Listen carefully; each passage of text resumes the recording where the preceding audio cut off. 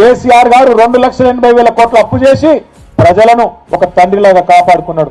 నువ్వు వచ్చి 2 ఏళ్ళ కేసీఆర్ 10 ఏళ్లలో 2,80,000 కోట్ల అప్పు చేస్తే నువ్వు 2 ఏళ్లలో 2.5 లక్షల కోట్ల అప్పు చేసినావు. ఏం చేసినావు చెప్తావా? ఒక ఇటుక పెట్టినవా? ఒక కాలువ తవ్వినవా? ఒక చెరువు తవ్వినవా? ఒక మంచి పని చేసినవా? ఒక హామీ నిలబెట్టుకున్నావా? ఏం చేసినావు? దయచేసి చెప్పు ప్రజలకు. శ్వేత పత్రాలు ప్రచురించి దమ్ముంటే చెప్పు.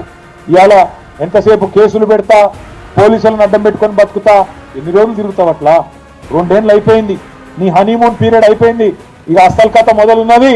అందుకే కేసీఆర్ గారు మొన్న చెప్పిండ్రు, నిన్నటి దాకా ఒక లెక్క, రేపటి నుంచి ఇంకో లెక్క. నల్లగొండ నుంచే కథన బేరి మోగిస్తాం.